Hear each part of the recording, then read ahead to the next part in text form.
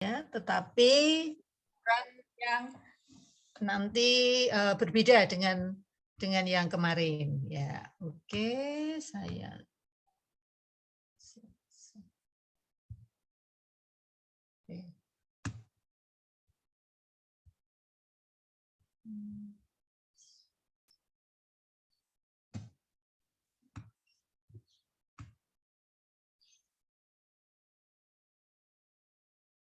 Ya, jadi kita semuanya sudah tahu bahwa campuran itu bisa terdiri atas berbagai senyawa. Ya tadi ya, yang sudah jelas sekali tadi, sama-sama asam dan basa, ya dalam bentuk cairan semua.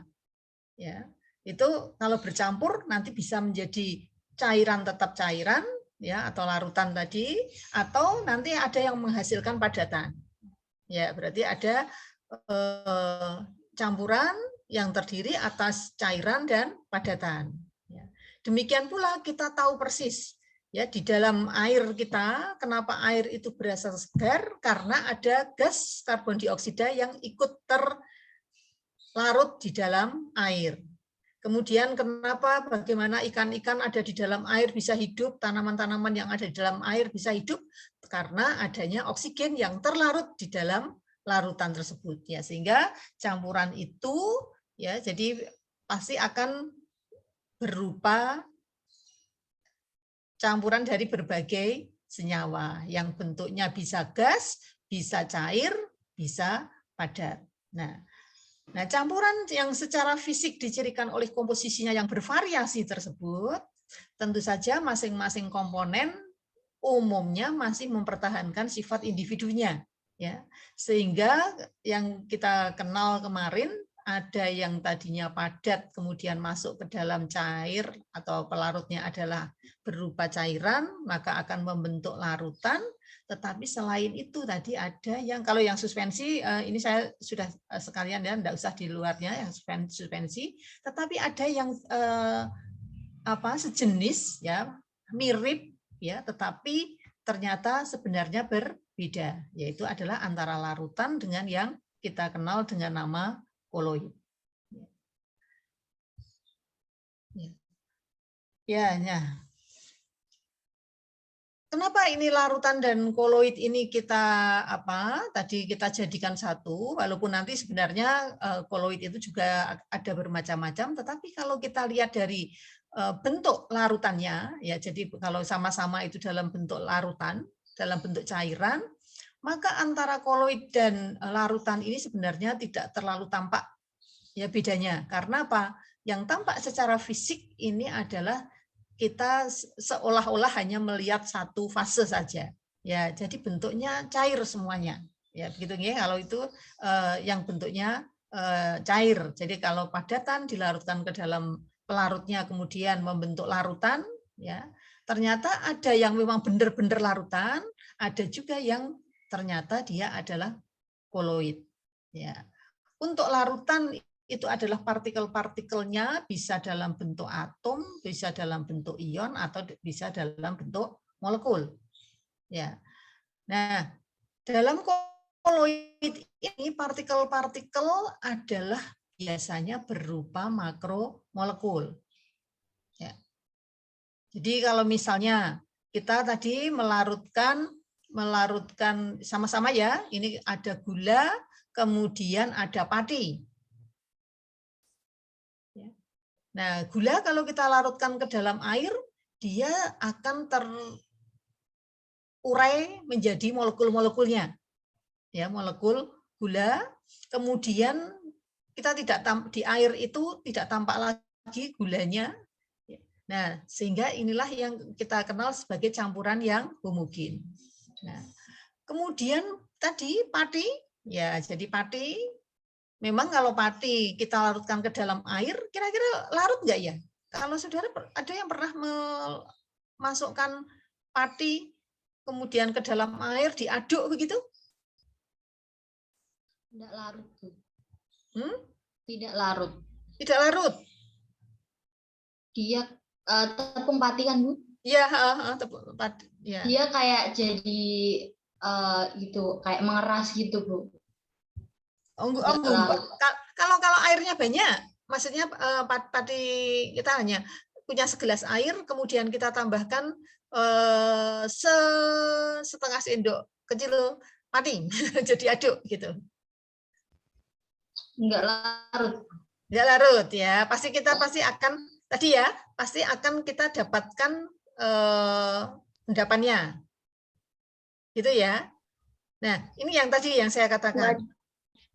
Apakah memang benar itu tidak larut? Belum tentu juga. Ya, sama seperti tadi ya, seperti garam yang sukar larut tadi. Ya, jadi garam yang sukar larut tadi itu adalah tadi ya, kalau begitu kita masukkan garam itu ke dalam air, kemudian kita aduk, maka kita akan masih bersisa padatannya. Ya, jadi tampaknya padatan itu semuanya tidak larut. Ya, tetapi sebenarnya itu adalah walaupun sedikit sekali, ya walaupun sedikit sekali, dia juga akan larut. Ya. Nanti saudara bisa tesnya apa? Kalau itu saudara tetesi dengan yodium. Ya, cairannya disaring, cairannya diambil, endapannya ditinggal gitu ya. Kemudian kalau ditetesi yodium itu ternyata apa ya? Kalau mungkin masih ingat kalau kita teteskan dengan kalau kemarin kalau asam basa kita tetesi dengan PP atau dengan indikator lain akan memberikan warna tertentu ya. Nah, kalau tadi itu adalah padi itu amilem. Amilem itu kalau kita tetesi dengan yodium maka akan menghasilkan warna biru. Ya, ternyata dia larut walaupun hanya sedikit sekali. Ya, nah ini yang saya katakan. Nah, nanti kelarutannya akan semakin besar kalau airnya panas. Ya, jadi kalau airnya panas, maka kita akan larutnya akan makin banyak. Kalau itu pekat, maka nanti akan jadi lem. Nah, kalau sudah jadi lem itu mana padinya, mana airnya, kita sudah tidak terpisah kan? Ya, seolah-olah itu adalah berupa satu fasa. Ya, jadi kalau tampak oleh mata kita campuran itu homogen. Tetapi secara mikroskopik ya, jadi secara mikroskopik ternyata partikel-partikel yang tadi yang ada yang memang benar-benar di dalam larutan berupa campuran yang homogen, tetapi kalau yang tadi kenapa kok dipisah ya, jadi tampilannya sama-sama kelihatannya seperti satu fasa begitu ya, tetapi ternyata secara mikroskopik partikel-partikel kalau ini tadi berbentuk atom, ion, molekul ya. Kalau yang di sini ini adalah bentuknya molekul. Ya, yang ukurannya ternyata lebih besar daripada partikel-partikel yang ada di larutan. Ya, sehingga nanti saudara makanya tadi yang namanya larutan ya, larutan ini biasanya kan ada pelarutnya ya. Nah, koloid ini sebenarnya bisa kita menyebutkan larutan, hanya saja ternyata pelarutnya tidak mesti larutan ya, karena pelarutnya bisa saja berupa padatan, bisa berupa gas ya, sehingga kita tidak menyebut koloid ini sebagai larutan, tetapi tadi tidak sebagai zat terlarut yang ada di dalam pelarutnya, tetapi di dalam sistem koloid kita menyebutnya sebagai zat yang terdispersi, jadi masuk ke dalamnya, kemudian yang banyak itu sebagai medium pendispersinya. Ya, nanti mungkin bisa kita lihat posisinya ini enggak usah ya, ini enggak usah ya. Nah kalau kita melihat misalnya kemarin ya, kita punya air, ini air semua. Ya. Bagaimana molekul air ketemu dengan molekul ini Na+ ya, maaf ya. Sing air-air kok enggak ada? Oh, bukan. Oh, berarti saya di mata kuliah yang lain yang air-airnya. Kalau kita air dengan air, maka apa yang terjadi? Kalau saya hanya punya segelas air. Kemarin ikatan yang terjadi adalah antara air yang satu dengan air yang lain. Ya. Kenapa dia memiliki titik didih yang tinggi? Karena antara molekul air yang satu dengan molekul air yang lain akan saling berikatan. Ya, ikatannya apa? hidrogen. Ya, akan membentuk ikatan hidrogen antara O dari molekul air yang satu berikatan dengan H dari molekul air yang lain. Ya. Nah, sekarang ini tadi kalau kita di dalam larutan, kalau zat terlarutnya terurai menjadi ion-ionnya, sebagai contoh ini kalau misalnya di sana ada Na+, ya, ada Na+, maka Na+- nya nanti itu akan dikerubuti, ya, akan dikerumuni oleh molekul-molekul air. Ya, nanti kalau misalnya Na+ dan Cl- ya nanti Cl- juga demikian, sehingga terpisah antara Na+ dengan Cl- dengan jarak yang jauh. Ya, artinya dia terionisasi sempurna. Kalau kemarin itu adalah isinya CH3COOH, ya CH3COOH berarti nanti ada CH3CO- ya yang dikerubuti oleh air, dikelilingi oleh air, kemudian H+ yang dikelilingi oleh air, dan ada CH3COOH yang juga dikelilingi oleh air. Ya, jadi ini yang gunakan. Nah, demikian pula kalau kita punya metanol atau etanol. Ya, kenapa kalau kita mencampurkan alkohol, khususnya yang metanol dengan etanol, ya, metanol dengan air, dia juga bisa membentuk ikatan hidrogen, sehingga kita tidak tahu mana metanolnya, mana airnya. Ya, tetapi keduanya ini adalah tadi membentuk larutan. Ya, jadi ini juga ya ada pelarutnya adalah kloroform. Ya, metanol dengan kloroform ini juga bisa menyatu. Ya. Karena dia punya pool yang berbeda. Nah, kalau ini kita lihat di sini ya, Cl- ini ya, kemudian juga ada heksan, ya, dia juga bisa terinduksi. Jadi heksan yang sebenarnya ini adalah molekul yang tidak punya pool, tetapi karena Cl-nya ini adalah kuat sekali, ya, tarikannya, ya, sehingga dia juga bisa menyatu. Ya. Ini juga sama ya kalau ini gas. Oke, ini yang larutan. Kalau ini yang larutan, oh ini yang H2O tadi. Oh ya, sudah ya. Kalau ini yang sudah H2O ya, ini semuanya ini H2O, berarti antara H2O semuanya akan berikatan, ikatannya ikatan hidrogen. Ya. Ya. Oke, ini sudah enggak usah. Saya hanya melihat gambarnya saja. Oke. Bentar.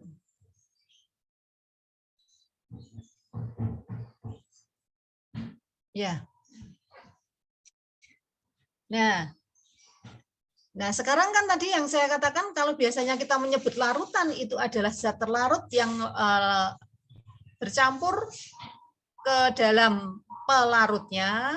Ya, ternyata tadi kan yang larut tadi tidak mesti hanya berupa padatan, tetapi bisa juga berupa gas yang terlarut di dalam cairan. Ya. Nah, ini yang saudara tahu. Ya, kenapa N2 ini di alam ini jumlahnya 78%? Ya, seperti yang kita ketahui karena N2 ini bersifat inert. Ya, jadi kebetulan dia juga bersifat nonpolar, NN nonpolar. Ya, tentu saja dia akan memiliki gaya antar molekul yang lemah. Ya, jadi makanya dia berupa gas. Ya, berupa gas yang ada di muka bumi ini, ya, di atmosfer kita. Ya. Inilah yang juga menyebabkan N2 ini tidak larut di dalam air. Nah, tentu saja berbeda kalau molekulnya adalah dalam bentuk NO. Ya, kalau NO kan berarti walaupun sedikit dia punya pol. Ya, N-nya 5, O-nya 6, kemudian mendapat tambahan dari N sehingga O-nya ada sedikit muatan atau delta negatifnya ada.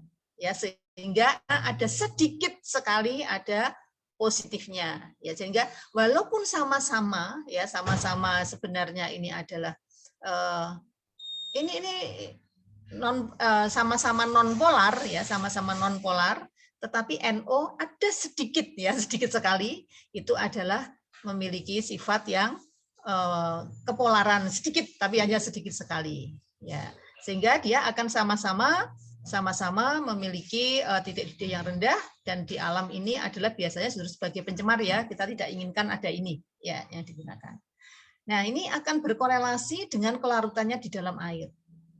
Nah, berbeda dengan CO2 ya, yang menyebabkan air ini berasa segar.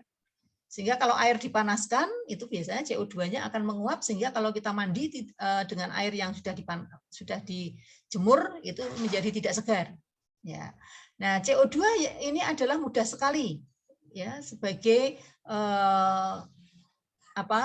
sebagai gas yang tadi walaupun dia itu adalah non-polar juga, tetapi dia akan berbeda ya. Jadi tadi urutannya kalau NN ini inert sekali, kemudian ada NO sedikit sekali gitu ya, sedikit sebenarnya ya.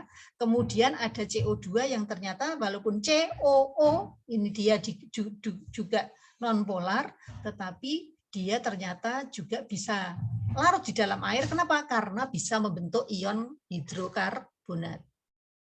Ya, jadi kalau ini karena inert tadi ya, nggak bisa menghasilkan senyawanya. Demikian pula oksigen, ya oksigen itu juga akan larut di dalam air. Ya, ini akan memiliki kemudahan larut di dalam air. Demikian pula dia juga akan bisa larut di dalam darah kita karena dia berikatan dengan hemoglobinnya. Ya, jadi itu bisa larut. Ya, jadi ini kan artinya gas ini bisa larut di dalam cairan. Ya, boleh sebenarnya kan kita mengatakan itu sebagai larutan gas dalam cair. Tapi karena tadi bentuk-bentuknya itu adalah gas ini ke dalam cairannya, umumnya itu masih dalam bentuk utuhnya, sehingga tadi kan bukan mengalami reaksi ya, berbeda dengan kalau ini ya CO2 berubah menjadi HCO3-. Nah, kalau yang berubah kan ini memang benar-benar terlarut begitu nggih. Jadi dia adalah benar berupa larutan. Tapi kalau yang hanya masuk saja ke dalam cairan, inilah yang kemudian nanti kita sebut sebagai koloid. Ya, jadi artinya gas itu dia akan masuk ya, tetapi masih dalam utuh, masih bentuk molekul-molekul utuhnya. Ya, sehingga tadi kalau kita kalau itu mungkin akan kita gambarkan agak sulit ya, ya ini kan kalau yang padat dalam padat, kita tidak akan mengatakan kan larutan. Kalau saya punya campuran padatan kita masukkan ke dalam padatan, kita nggak bilang larutan itu ya, ya kan begitu. Tetapi ini kita anggap campuran tadi adalah campuran yang homogen, tetapi yang zat larutnya padat, pelarutnya adalah padatan. Ya, saudara pasti sudah tahu semuanya adanya paduan logam atau aliasi, logam aliase. Ya. Ini logam ini adalah merupakan logam campuran antara seng dan tembaga. Ya. Jadi satu. Setelah jadi satu, mana sengnya, mana tembaganya kita tidak tahu. Ya, artinya apa? Berarti tadi atom-atom seng dan tembaganya jadi satu, tetapi dia tidak membentuk senyawa baru.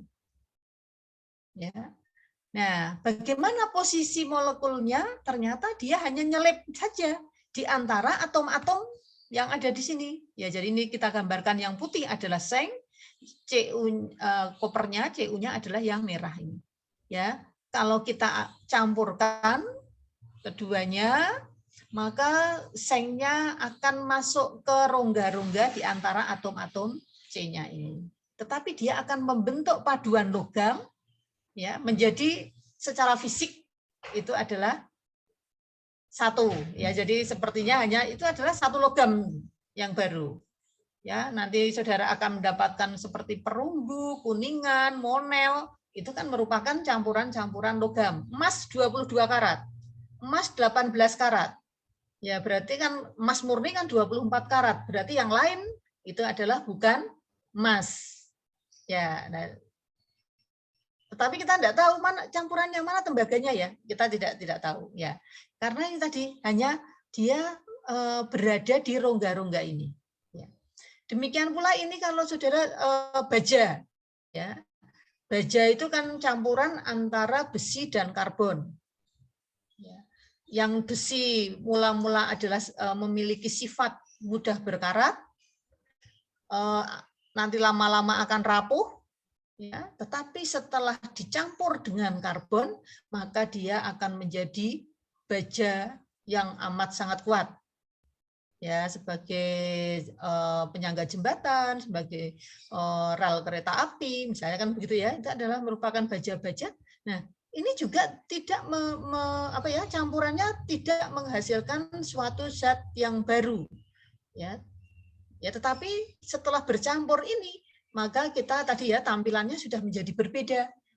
Kalau logamnya sudah tidak menjadi mudah berkarat lagi. Ya, jadi ini kan memiliki sifat yang berbeda. Nah, hal yang seperti ini kan ini kalau tadi sama-sama keduanya adalah merupakan campuran yang homogen. Ya, karena kalau dilihat dari fasanya ya hanya ketemu satu saja. Ya, oh ini fasa padat saja. Tetapi isinya ternyata itu adalah gabungan ya dari 2 atau lebih zat yang bercampur ke dalamnya. Sehingga inilah yang kemudian digolongkan sendiri.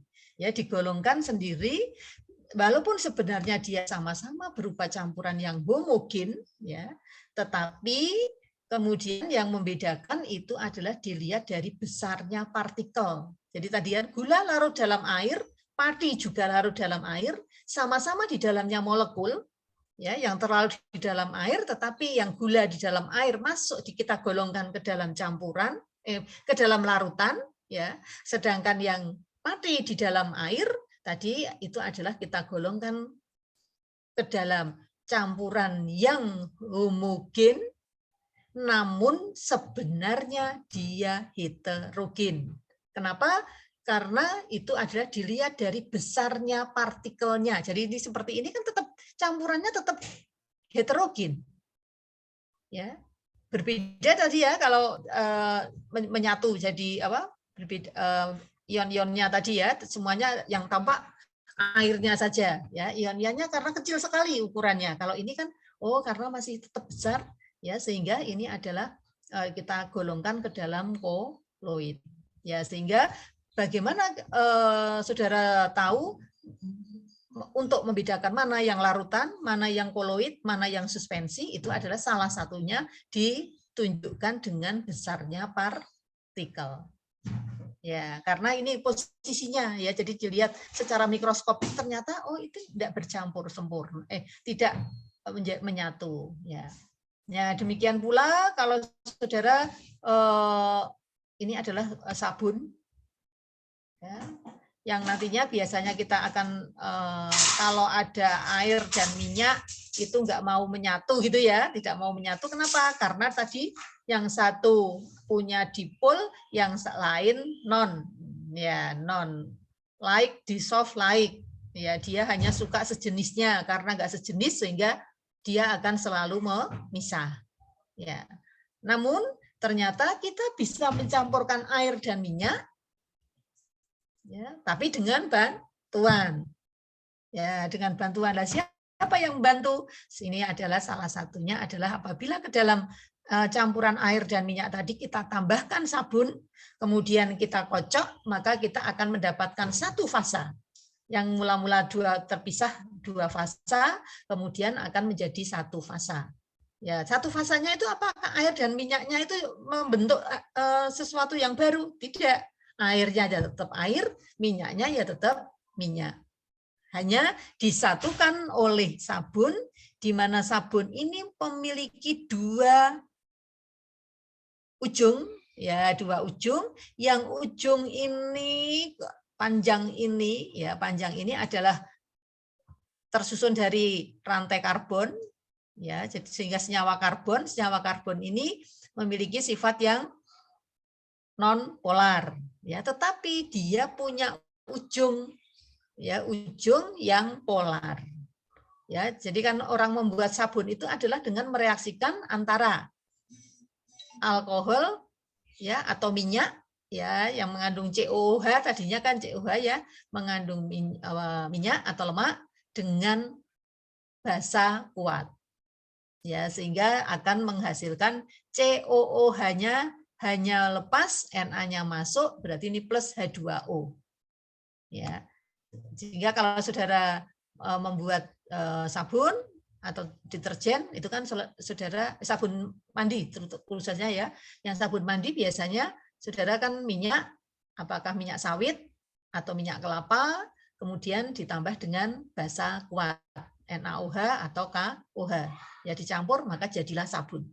Nah, sehingga sabun tadi punya ujung ini. Nah, kedua ini kalau masih sendirian ya, jadi kalau sabunnya masih sendirian maka dia akan terdiri dari tadi kumpulan ekor-ekor, biasanya kita sebut sebagai ekor dan kepala ya. Ini ekornya, ini kepalanya. Jadi ini yang kepala-kepalanya ini akan ada di ujung. Nah, nanti kalau ada air, ada minyak, maka nanti airnya akan terikat di yang punya ion-ion ini, sedangkan minyaknya akan sesuai like dissolve like-nya suka dengan yang ekornya. Ya, sehingga nanti ini gandeng minyak ekornya ya, ekor ini gandeng minyak, yang ujungnya gandeng air. Nah, sehingga akan menjadi satu kesatuan. Ya, jadi itu yang kemudian karena cair-cair itu kalau bercampur nanti di sistem koloid kita sebut sebagai emulsi. Oh, yang ini yang menghasilkan apa? Menyatukan kedua fasa yang tidak saling bercampur tadi menjadi bercampur, kita sebut sebagai emulsifier. Ya. Bagaimana di dalam suatu santan? Ya, santan itu kalau kita biarkan waktu kita ambil santan, kita peras santan itu masih dalam satu bentuk larutan putih begitu ya. Mana airnya, mana minyaknya belum tampak. Ya, kenapa kok bisa seperti itu? Karena ya tadi ada emulsifier. Ya, siapa emulsifier? Emulsifier ya protein-protein yang ada di dalam kelapa itu. Kelapa kan selain ada lemaknya, ya, kemudian ada ditambah kalau kita tambahkan air, kemudian akan jadi santan tadi, maka di dalamnya juga ada protein. Nah, protein ini berfungsi sebagai sama seperti sabun tadi, sebagai emulsifier. Ya, di dalam susu juga demikian. Susu kan juga campuran antara minyak dan air. Ya, kemudian kenapa dia menjadi satu kesatuan, hanya satu fasa tampaknya? Ya, karena juga ada emulsifier, tapi tadi emulsifiernya adalah protein yang ada di dalam susu tersebut. Ya, jadi itu ya sehingga kenapa yang golongan seperti ini itu yang kemudian kita golongkan sendiri. Ya, walaupun ini sebenarnya tadi ada yang terlarut di dalamnya, tetapi dia tidak kita golongkan ke dalam campuran yang homogen, tetapi dia adalah tampaknya homogen, tapi sebenarnya tetap heterogen. Ya, sehingga itu yang menjadi kita masukkan ke dalam koloid system, ya, atau sistem koloid. Ya, itu secara umum saya, ya. Misalnya yang ini Bu, belum slide ini tadi yang larutan solid dalam solid itu kan yang ini yang hitam ini ya. Yang karbon kan lebih sedikit ya Bu jumlahnya daripada yang besi. Betul. Nah, ini apakah mempengaruhi? Tadi kan tidak bisa menyatu begitu sendiri-sendiri. Atau maksudnya nggak bersatu gitu Bu. Nah, itu apakah perbandingannya mempengaruhi atau bagaimana Bu? Kalau dilihat dari gambar ini kan lebih sedikit yang karbon.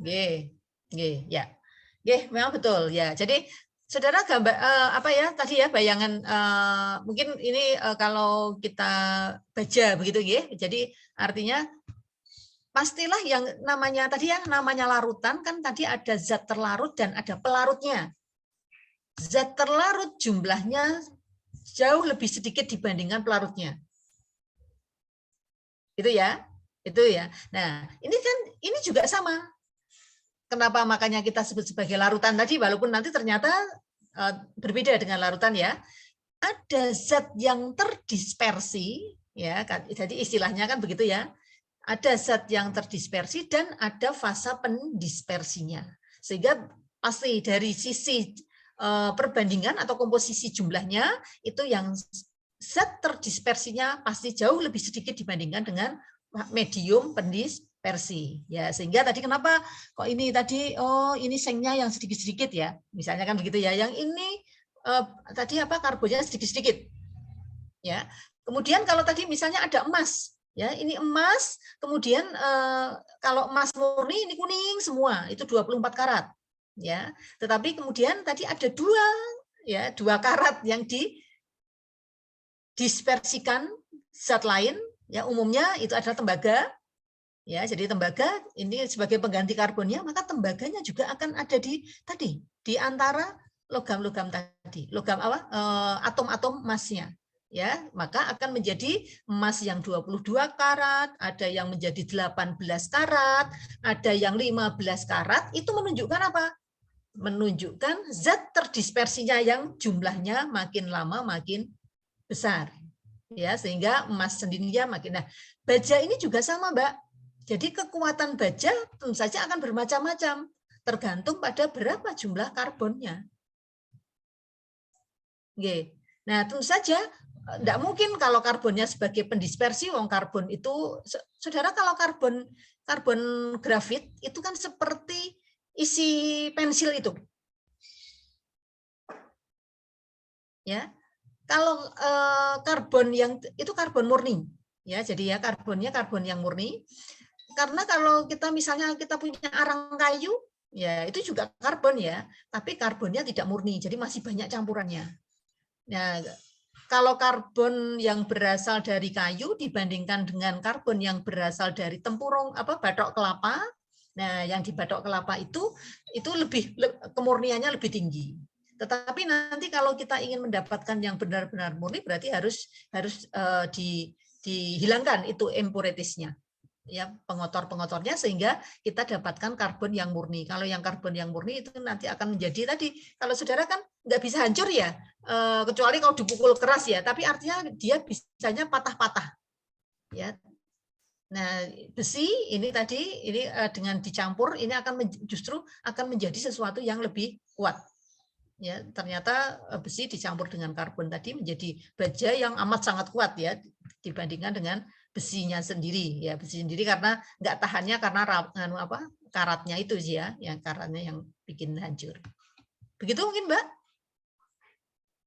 Ibu, kemudian ini Bu, yang sabun tadi Bu. Nah, ini kan tadi Bu Wara mengatakan bahwa air dan minyak tidak bisa menyatu kalau kecuali kalau misalnya ada sabunnya begitu Bu, dicampurkan oleh sabun. Yeah.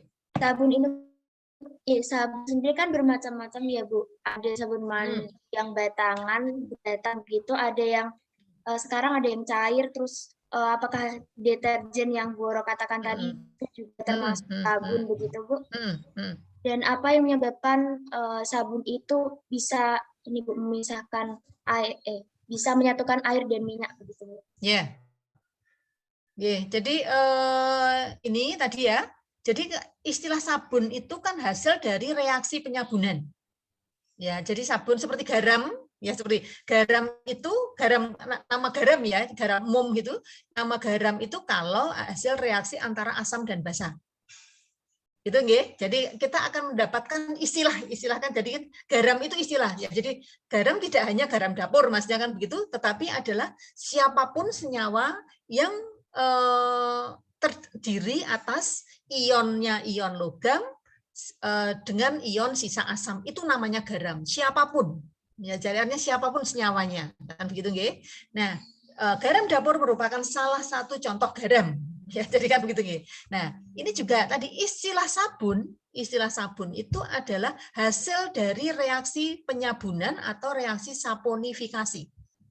Ya, reaksi saponifikasi kalau kembali ke senyawa hidrokarbon, ke senyawa karbon, reaksi kan ada reaksi polimerisasi. Nah, ini ada reaksi saponifikasi atau reaksi penyabunan, yaitu reaksi antara asam karboksilat, ya, asam karboksilat atau lemak. Asam karboksilat itu merupakan asam lemak bebas, ya, jadi dia asam lemak dengan basa kuat. Ya, jadi ini kalau ini tadi misalnya ini berarti asam stearat. C17H35COOH, ya, itu adalah asam lemak, asam karboksilat, ya. Direaksikan dengan NaOH, karena contohnya di sini Na ya, direaksikan dengan NaOH, maka dia akan menghasilkan C17H35COONa plus H2O. Ya, jadi itu ya. Kalau asam plus basa yang tadi bukan senyawa karbon, senyawa anorganik, hasilnya garam plus air. Tetapi untuk ini senyawa organik, jadi asam organik, ya, jadi asamnya asam organik. Kalau yang tadi asam basa menjadi garam itu adalah ini juga garam sebenarnya, tetapi spesifik gitu ya. Ini garam juga, ya kan? Ini kan dari ion sisa asam hilang H plusnya dengan ion basa kan gitu, ion logam dari basa. Sama, ini juga garam, tetapi spesifik asamnya adalah asam karboksilat, asam organik namanya, dengan basa kuat. Ya, kalau asam dan basa kan bisa asam kuat, basa lemah, asam lemah, basa kuat ya. Tapi kalau ini spesifik, maka inilah yang kita sebut sebagai reaksi penyabunan atau reaksi saponifikasi. Karena apa? Menghasilkan sabun. Ya, ini jadi kalau sudah membentuk senyawa inilah ini yang namanya sabun. Ya, plus H2O tadi ya, plus H2. Nah, sabun, karena ini sabun tadi, ini berarti dia punya gugus dipol, ya ini satu senyawa ini punya gugus apa nih yang bermuatan, tetapi juga ekornya ini enggak bermuatan.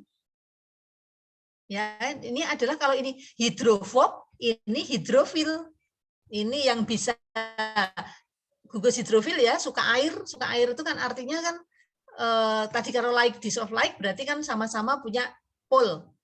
Ya, jadi ini kan polar gitu ya. Yang ini adalah gugus hidrofob. Nah, minyak tadi ya, jadi kalau kita di sini ada minyak, lemak gitu, dia kan juga hidrofob tadi. Maka dia akan lebih senang gandeng dengan yang hidrofob. Gitu ya. Sedangkan kalau yang apa ya tadi ya? Misalnya di sini ada tadi apa, air dan minyak ya. Nah, sedangkan airnya ya, jadi tadi airnya kan tadi kan hidrofil, yang ini gugusnya, maka dia yang akan mengikat air. Jadi artinya nanti menjadi gabung menjadi 3, minyak, sabun, dan air, menjadi satu kesatuan. Tetapi minyaknya tetap minyak, sabunnya tetap sabun, airnya tetap air. Hanya seperti tadi emas dan tembaga. Tadi apa, besi dan karbon, besinya tetap besi, karbonnya tetap karbon ya, itu tapi ini gabung jadi satu sehingga yang tampak itu satu fase ya, berupa cairan yang keruh gitu ya, cairan keruh. Ibu, itu ya, jadi itu tadi kan menjadi berbeda kalau itu tadi saya ada H2O, ada CO2. CO2 masuk ke dalam H2O berubah menjadi HCO3- kan tadi ya, menjadi berbeda kan, maksudnya kan itu membentuk senyawa. Begitu nggih? Ya, jadi ini grease di sini yang dimaksudkan ya lemak tadi ya. Ada lemak tadi yang ada di situ. Nggih, nah sehingga dari cerita ini sehingga saudara kan sekarang itu kalau biasanya pertama kali di sistem koloid kan pasti beda antara larutan, sistem koloid, dan suspensi gitu ya. Yang larutan dengan yang suspensi, oh jelas kalau yang suspensi itu biasanya zat-zatnya tidak larut dalam air sehingga langsung tampak, oh ada 2 ya, jadi ada 2 di situ, ada padatan, ada cairan misalnya kan begitu. Sedangkan yang larutan nggak tampak. Nah tapi yang koloid ini sama-sama nggak tampak gitu ya, sama-sama sepertinya homogen, tetapi ternyata berdasarkan ukuran partikelnya itu di sana campurannya adalah masih tetap heterogen ya, jadi masih tetap heterogen ya itu.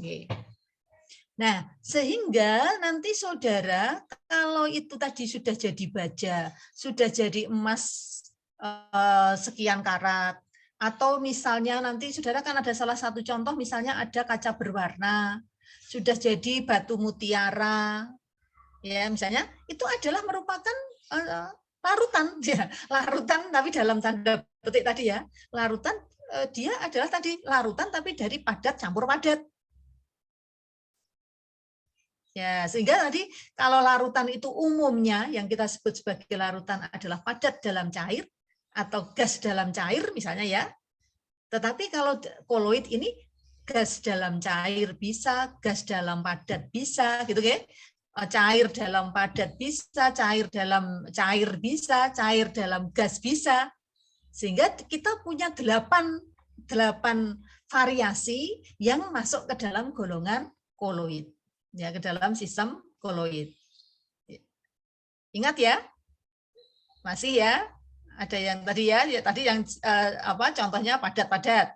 Padat cair jelas ya. Tadi yang makanya saya langsung mencontohkan tadi pati tadi ya.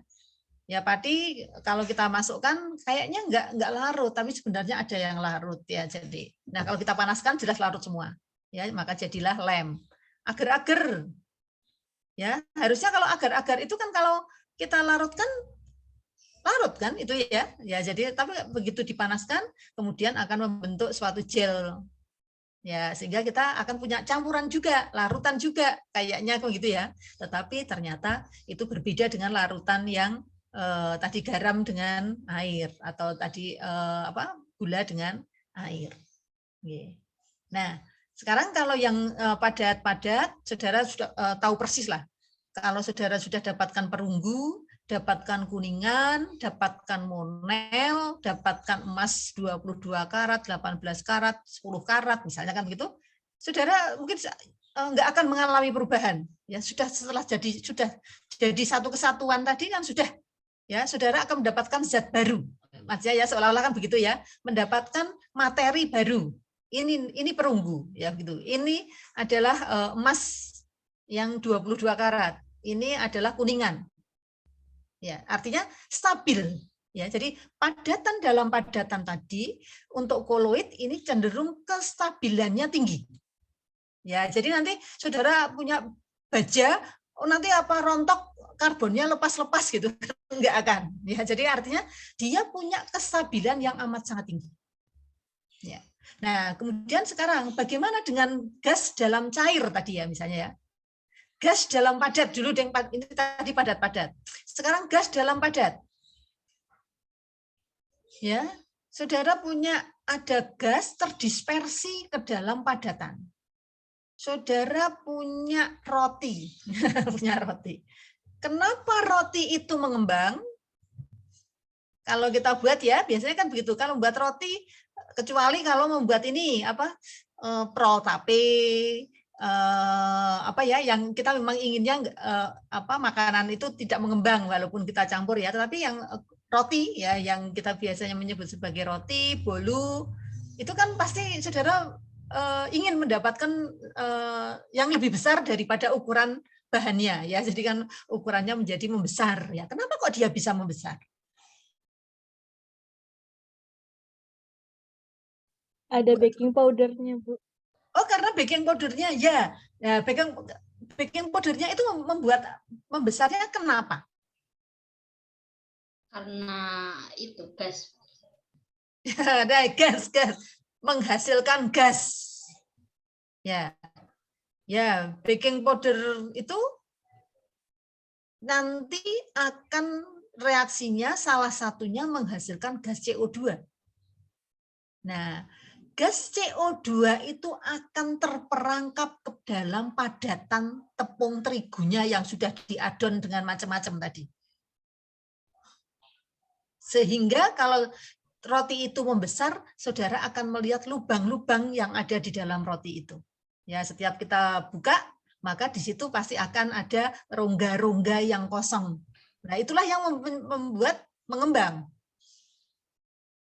Saudara ngocok putih telur. Ya, tadinya sedikit, dikocok terus sampai putih, akhirnya berbusa. Ya. Terus jadi halus itu ya. Ya bisa digunakan untuk kalau kita membuat puding dikasih itu nanti menul-menul itu ya. Ya, jadi misalnya begitu ya. Nah, kenapa kok bisa mengembang tadi? Berarti kan tadi telurnya tadi yang sudah dikocok tadi kan itu berarti kan berupa tadi ya padat apa cairan ya, jadi kan gitu ke dalamnya masuklah gas. Ya, gas yang dari udara ini tanpa dicampur apa-apa ya, dia akan masuk ke dalamnya sehingga dia akan mengembang. Artinya inilah ini kan campuran juga menjadi satu kesatuan. Ya, yang sudah tidak bisa kayak seolah-olah tidak bisa dipisahkan. Begitu nggih. Nah, itulah gabungan atau campuran inilah yang namanya koloid tadi. Koloidnya apa? Koloidnya adalah gas sebagai fasa terdispersinya ke dalam, kalau tadi roti, ke dalam padatan, ya, yang sebagai medium pendispersinya. Maka kalau saya punya tadi sepotong kue tadi, itu adalah merupakan salah satu contoh koloid, gitu kan? Ya, tadi apa tadi putih telur tadi buih itu ya busa ya. Jadi saudara sabun dikucek. Saya nggak suka kalau apa mencuci tidak berbusa-busa. Nah munculnya busa tadi kan juga sama. Siapa itu busa? Siapa fasa terdispersinya? Gas. Gas ya. Sedangkan fasa atau medium pendispersinya Cair. ya sabunnya itu tadi kan ya, ya jadi yang ada di situ. Ya itu adalah merupakan contoh daripada koloid ya. Jadi ada gas terdispersi masuk ke dalam di situ. Batu apung. Kenapa batu itu ya kan keras biasanya ya turun ya apa selalu tenggelam gitu ya. Tetapi kenapa kok dia kok terapung? Saudara punya styrofoam. Ya padatan tapi ya di dalamnya kan pasti itu tadi ada rongga-rongganya tadi. Nah, rongga itulah tempat terdispersinya. Ya tadi zat, ya zatnya siapa? Ya gas tadi. Ya, itu tadi ya contohnya seperti itu. Tadi sudah padat-padat, sudah sekarang gas. Gas yang ada di dalam cairan tadi juga sudah ya sebagai contoh. Sekarang yang tadi yang cair-cair. Sekarang cair-cair tadi walaupun sekilas tadi sudah yang kemudian lebih kita kenal dengan nama kalau padat tadi adalah sol, ya sehingga nanti ada sol padat, sol cair, kemudian ada aerosol. Ya, jadi kan biasanya gitu ya. Kemudian kalau yang cair itu biasanya kita menyebutnya sebagai emulsi, cair-cair. Tadi yang sudah kita contohkan tadi ya air minyak tadi air minyak, susu, santan itu isinya ya air dan minyak sama ya. Jadi, Nah, kalau tadi yang padatan itu adalah kestabilannya tinggi, jadi artinya saudara tidak, kalau sudah jadi itu ya sudah tidak berubah-ubah, itu namanya kestabilan tinggi. Tetapi kalau yang cair-cair tadi ya, yang cair-cair ini kestabilannya memang tidak bertahan lama. Ya, jadi khusus untuk koloid yang cair-cair ini kestabilannya itu tidak lama. Jadi tadi karena dia butuh emulsifier, tentu saja pada suatu saat saudara sekarang punya es krim, ya es krim itu kan bercampur antara santan, kemudian bahan-bahan lain itu sudah menyatu ya jadi satu komponen, ya. Tetapi nanti kalau sudah mencair, nanti pada beberapa waktu kemudian dia akan memisah, ya sama dengan susu, sama dengan santan, ya. Sehingga kalau saudara membeli santan instan itu, ya sekarang itu kan jarang ya orang membuat santan meres sendiri gitu ya. Enak, saya sudah beli yang sudah dikemas itu kan lama sekali, ya sampai berbulan-bulan nggak mengalami pemisahan. Artinya kestabilannya tinggi. Berarti kan tadi fungsi dari emulsifier tadi itu adalah mempertahankan kestabilan daripada emulsi. Ya, jadi dia bertahan. Jadi tadi sabun dan air, saudara pas praktikum meneteskan sabun asal dikocok langsung apa tadi bercampur. Ya, tapi berapa banyaknya sabunnya akan itu tadi kestabilannya sampai berapa lama. Ya, karena nanti kalau kita biarkan lama-lama juga akan memisah.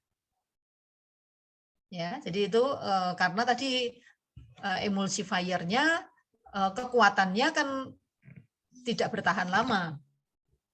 Ya, itu yang tadi yang cair-cair. Nah, sekarang ganti yang padat cair. Ya, jadi kan tadi ya, padat yang terdispersi ke dalam cairan. Tadi yang kita sudah ambilkan contoh ada pati, kemudian ada tepung agar-agar gitu ya tadi kan. Ya. Itu sudah. Ya, saudara juga akan melihat untuk cair ke dalam untuk padat ke dalam cair, ya. Jadi saudara kalau misalnya tadi membuat lem, ya kalau sudah jadi lem, kalau sudah kita panaskan, memang dia akan cenderung lebih tahan lama, ya. Jadi akan lebih tahan lama, ya. Jadi selama airnya tidak menguap, maka dia tidak akan memadat kembali, ya. Kemudian kalau misalnya apalagi coba kalau yang pada cair apa contohnya?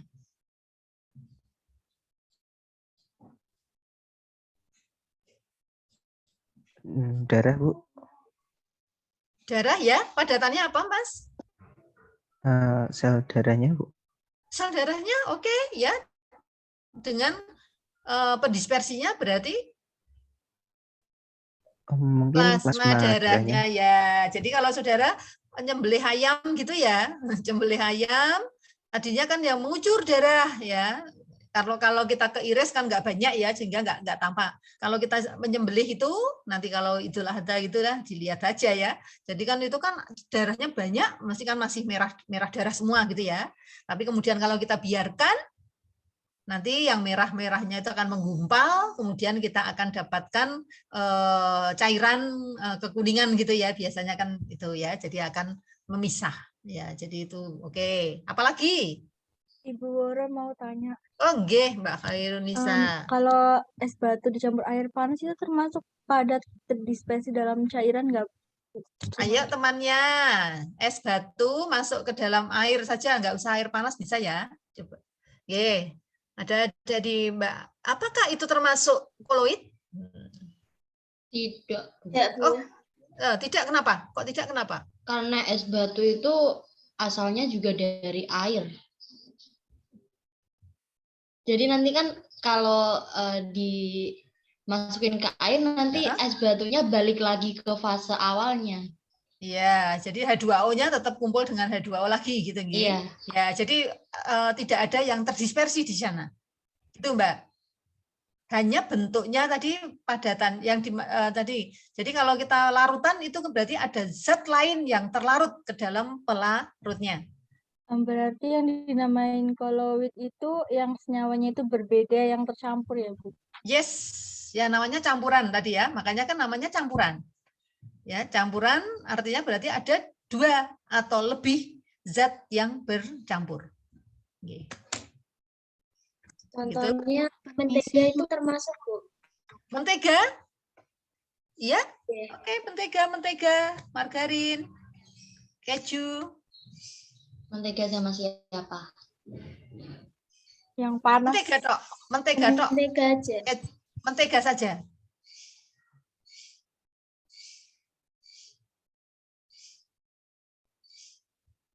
Iya, mungkin kan itu ada minyak, terus ada campuran-campuran bahan lain juga. Termasuk ada airnya enggak? Ada, Bu. Ada juga. Oke.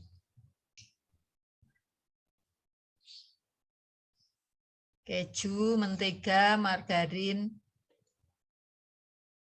Itu berarti sama ya, Bu? Padat ke cair. Berarti contohnya juga bisa ya, Bu, untuk kayak Bisa. gitu. Oke, bisa. Oke. Berarti kalau mentega Iya, Rosi dulu aja. Berarti kalau mentega masuknya ke padat cair padat apa bagaimana, Bu? Oke, ayo ada komentar.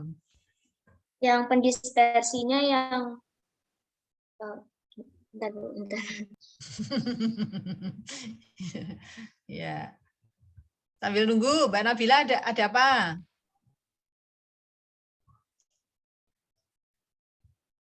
Apa Mbak Nabil?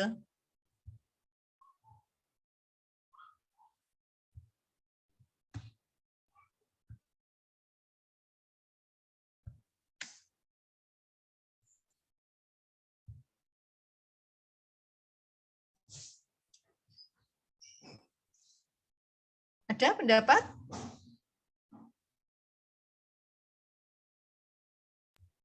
Ini Bu, yang terdispersinya yang yang terdispersinya yang air, yang cair itu yang untuk mentega, terus yang padatannya yang mentega sendiri.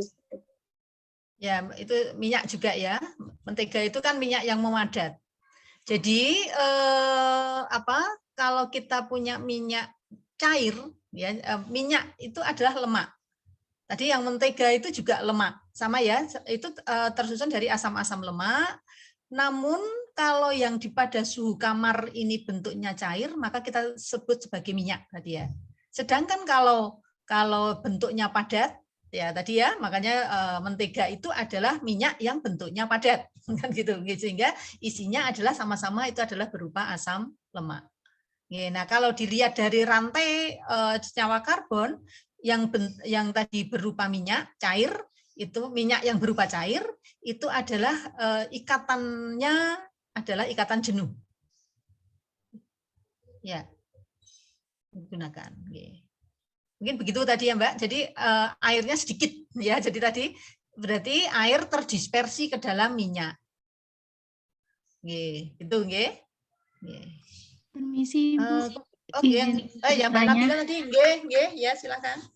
Ibu, tadi kan gas dengan cair, lalu ada gas dengan padat. Kalau gas dengan gas, kenapa kok tidak termasuk koloid ya, Bu? Ya, ada pertanyaan. Gas dan gas, apakah masuk ke dalam koloid? Tadi katanya Mbak Nabila, kenapa kok tidak? Karena mungkin itu sama gas sama gas. Samanya apa? Sama apanya? Gasnya, bentuknya. Padat sama padat juga sama. Mungkin karena ukuran partikelnya yang kecil, Bu. Jadi jikapun itu terdispersi akan homogen jadi larutan juga. Oke, Mas Miftah, ada pendapat lain? Ibu juga tadi bilang untuk membedakan larutan, koloid dan suspensi itu dilihat dari besarnya partikel. Betul. Tapi untuk yang partikel yang besar dan yang kecil itu interaksinya bagaimana ya Bu ya? Tadi saya kurang paham. Ya, oke. Ini tadi yang gas-gas dulu ya, yang gas-gas. Itu kenapa memang kalau gas bercampur dengan gas itu nanti campurannya akan menjadi homogen sebagaimana kalau kita di udara ini kan tersusun dari banyak jenis gas. Ya. Tetapi ya ini nggak kelihatan tuh maksudnya begitu ya. Nggak kelihatan ini N2, O2 mana gitu ya. Ya, jadi ini adalah tadi kenapa gas dan gas tidak digolongkan ke dalam sistem koloid karena berapapun gas yang terdispersi ke dalam medium pendispersinya itu akan menjadi campuran yang homogen. Ya, apalagi tadi betul Mas Miftah itu kalau dilihat dari partikelnya ya, jadi ukuran partikelnya ini adalah masuk ke dalam golongan tadi kan salah satu pembeda antara larutan dengan sistem koloid itu adalah dilihat dari partikel yang zat yang terdispersi ke dalam medium pendispersinya. Nah, sehingga tadi kalau ada pertanyaan tadi apa ya Mbak Khairunisa, jadi kalau misalnya tadi garam ya, jadi saya punya garam berarti akan menghasilkan Na+ dan Cl- kan begitu kalau di dalam air. Molekul airnya utuh tadi yang ada di gambar saya tadi Na+ dikelilingi oleh H2O gitu ya. Ya pasti itu besarnya molekulnya beda Mas, Mbak, ya. Yang ion sendirian atom yang kehilangan satu itu pasti akan jauh lebih kecil dibandingkan 2H2O1 gelondong. Ya, jadi maksudnya tadi yang besarnya adalah besarnya zat yang terdispersinya, Mbak. Ya, jadi kalau sama-sama ya masuk ke dalam air begitu ya. Jadi itu besarnya zat itu. Ya, jadi kalau dilihat dari ukuran secara umum. Jadi kalau yang di partikel di larutan itu adalah yang kecil sekali gitu ya, kecil sekali. Sedangkan kalau kenapa kok mengendap? Karena partikelnya besar-besar, maka dia membentuk dalam endapan. Nah, yang koloid itu ada di tengah-tengahnya, ya, jadi kan begitu, ya, ada di tengah-tengahnya. Ya. Dengan satuan 10 pangkat min 9, Mbak. Ya, jadi itu walaupun besar, ya besarnya ukurannya itu masih satuannya angstrom atau nanometer. Ya, jadi artinya besarnya di sini karena besar partikel itu adalah kecil sekali tetepan gitu ya. Tetapi kalau yang larutan tadi memang yang kecil-kecil sekali ya, sehingga tidak terlalu tampak. Begitu, Mbak.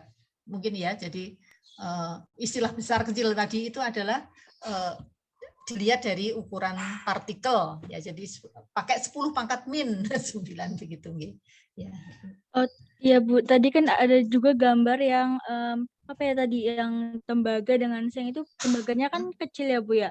Berarti yang partikel terkecil itu bisa menjadi partikel yang terdispersi, kemudian partikel Bisa yang besar itu menjadi- medium yang pendispersinya Bu atau gimana? Kalau itu jumlah, kalau ya, jadi kalau zat terdispersi itu yang jumlahnya sedikit. Ya, dibandingkan dengan medium pendispersinya. Jadi kalau tadi ya, emas, makanya yang saya gampang karena saudara mungkin akan lebih mudah membayangkan ya, emas 22 karat. Emas murninya 24 karat, berarti yang 2 karatnya itu menjadi zat lain, gitu ya. Zat lain ini adalah misalnya tembaga, maka tembaga ini sebagai zat terdispersi, sedangkan emasnya sebagai medium pendispersi. Gitu Iya, ya. Bu. Jadi makanya saya tadi selalu mencontohkan itu. Kalau saya punya kaca berwarna, itu berarti kan sebagai pewarnanya adalah padatan zat warna. Kemudian kacanya kan SiO2, itu dia juga padatan. Ya, kemudian kalau setelah dicampur itu kan berarti padatan campur padatan kan begitu ya. Ya, berarti pewarnanya itu akan jauh lebih sedikit dibandingkan dengan kacanya kan begitu. Oke. Begitu, Mbak?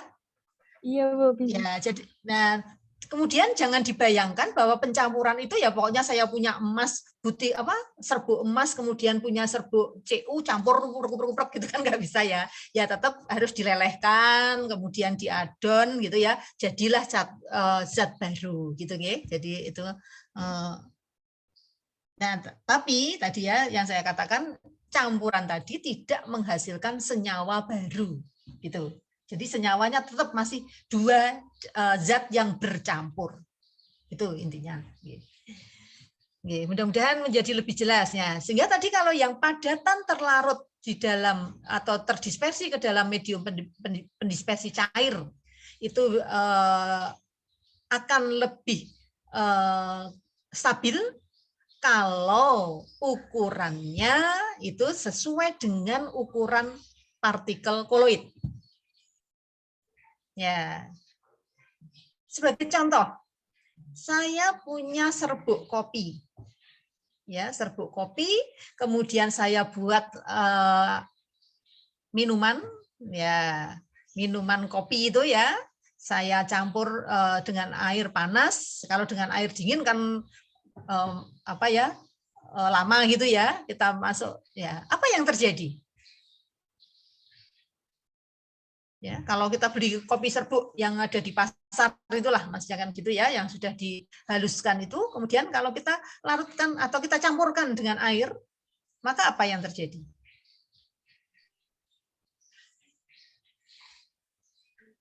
Saya akan punya segelas air yang mula-mula bening, kemudian akan berwarna hitam gitu ya.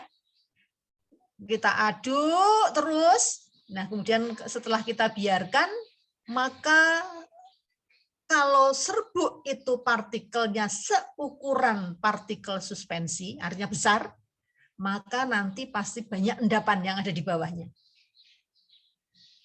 Ya, itu kalau kita beli di pasar itu. Ya. Kemudian dengan jumlah yang sama, saudara beli kopi, tetapi kopi yang sudah kemasan. Ya, tapi masih kopi saja. Ya, bukan kopi instan ya. Jadi artinya memang baru serbuk kopi. Sama-sama saya mengambil 1 sendok, yang itu juga 1 sendok. Kemudian kita masukkan ke dalam air, sama-sama diaduk. Ya, saudara akan perhatikan kira-kira banyaknya atau jumlahnya endapan itu samakah atau berbeda? Nggak pernah buat kopi ya, nanti dicoba di rumah. Berbeda. Ya, mungkin ada Mbak Zahra mungkin sudah pernah buat itu. Ya, saya punya kopi merek TL ya, dengan yang beli di pasar, yang digiling dengan itu biasanya kalau di pasar saya di pasar Ungaran ada itu tukang menggiling langsung di situ, beli yang langsung gilingan ya. Jadi artinya biasanya yang ada di pasar tadi gilingannya kasar ya, artinya kalau kita pegang juga kasar, kelihatan kasar. Tapi kalau saudara yang beli kemasan tadi rasanya sudah agak lebih halus kan begitu nggih. Nah, itu nanti kalau saudara tadi sama dengan massa yang sama kita masukkan ke dalam volume air yang sama, maka saudara akan tetap mendapatkan endapan, tetapi jumlah endapannya yang kasar tadi tentu saja akan lebih banyak dibandingkan dengan yang buatan pabrik, karena biasanya mass-nya, ukuran partikelnya itu sudah diukur dengan ukuran tertentu ya, sehingga kalau seandainya ke minum itu biasanya tidak sampai terbatuk-batuk gitu ya. Tetapi kalau yang kasar tadi itu kalau sampai terminum biasanya nanti di leher itu akan berasa ya, masih ada kasar-kasarnya. Nah, kemudian ada satu lagi yaitu adalah kopi instan. Ya, mungkin kalau yang saudara ada yang sukanya kan yang 3 in 1, 4 in 1 atau ya yang sudah ada gula, ada kopi, ada susu misalnya kan begitu ya. Saudara silahkan bandingkan antara ketiganya tadi. Ya, ada yang sudah pernah buat? Biasanya kalau anget-anget. Ya. Pernah, Bu. Ya, gimana Mbak Khairun? Pernah buat ketiganya. Oh, ya. Oh, enggak, yang itu yang instan, yang ada tulisannya bahwa itu adalah kopi instan. Iya, white coffee biasanya. Oh ya, enggak, itu bagaimana? Bagaimana dengan kestabilannya, Mas? Saya kan berarti ada endapannya banyak kah? Endapannya sedikit, ya. hampir. Bahkan kadang-kadang nggak ada. Ya, artinya apa? Satu jenis kan itu sama-sama kopi, Mas, saya begitu ya. Tapi kopinya satunya gilingan pasar, satu ada lagi kopi yang gilingan pabrik juga, tetapi bukan instan. Yang satu ada kopi instan. Ya, jadi artinya apa? Zat terdispersinya sama, tapi yang satu bisa jadi suspensi. Ya, tadi kan yang banyak endapannya itu ada jelas itu suspensi. Kenapa? Ukurannya besar. Tapi yang instan tadi bahkan mungkin nggak ada endapannya. Sekarang yang instan yang bagus-bagus itu sampai terakhir dibiarkan endapannya paling sedikit sekali di bawah. Ya, yang saya tahu, saya suka kalau misalnya ada tukang itu buatkan ya, saya jarang minum yang seperti itu, tapi saya perhatikan itu sampai habis. Artinya kopinya tetap melayang-layang terus. Ya. Kenapa bisa melayang-layang? Karena ukurannya sudah didekatkan ke ukuran partikel larutan. Ya, tapi dia masih tetap koloid. Gitu ya, dia masih tetap koloid, tetapi ukuran partikelnya sudah mendekati partikel larutan. Ya, itu yang makanya tadi ya. Jadi untuk membandingkan itu tadi bisa kita hanya satu zat, tetapi ternyata dia bisa masuk golongan mana? Ya, golongan mana? Itu karena dilihat dari ukuran partikelnya. Gitu nggih? Ya, jadi mudah-mudahan jelas yang berkaitan tadi ya, perbedaan dari ke-8 jenis koloid. Ya, jadi kalau kita bilang larutan kan biasanya hanya zat padat yang terlarut di dalam larutan, campurannya adalah homogen begitu ya. Tapi ini adalah campuran yang tampaknya homogen tapi sebenarnya masih heterogen. Ya, ada 8 jenis ya, 8 jenis ya, sehingga nanti silahkan saudara bisa mencari lebih banyak lagi, tidak hanya sekedar yang ada di buku-buku. Biasanya kan yang dicontohkan ya hanya itu saja ya. Jadi nanti silahkan saudara bisa mencoba mengidentifikasi apa ya yang ada di sekitar kita. Ya, jadi kan saudara kan segala biasanya adalah koloid ini banyak dimanfaatkan untuk medisin, untuk obat-obatan. Ya, di mana setiap kali khususnya yang tadi ya dalam bentuk cair biasanya kan begitu. Kalau itu zatnya adalah puyer, ya biasanya kalau untuk adik-adik bayi, adik-adik kecil itu kan kita digerus yang padatan, kemudian ditambah dengan air. Itu bentuknya masih kasar kan begitu ya, jelas itu suspensi kan gitu. Tetapi kan seringkali saudara membeli obat batuk, obat apalah, obat mah atau misalnya kan begitu, ada tulisannya kocok dulu sebelum diminum. Ya, walaupun bentuknya cairan. Ya, kocok dulu sebelum diminum itu kan artinya kalau kita biarkan lama-lama dia akan mengendap atau memisah. Sehingga setiap kali supaya homogen maka kita harus kocok terlebih dahulu. Ya. Berbagai kosmetik ya, terutama yang berupa apa ya, misalnya susu pembersih, kemudian hand body, itu kalau nanti lama setelah expired maka dia akan memisah antara minyak dan airnya. Ya, tetapi dia selama beberapa bulan ya, beberapa masih utuh ya, karena memang tadi ada emulsifier-nya. Begitu? Monggo, Ini Mbak. Bu, kalau misalnya sungai yang keruh atau biasanya ada butek gitu ya Bu, ada yang bunyi ada. Ya.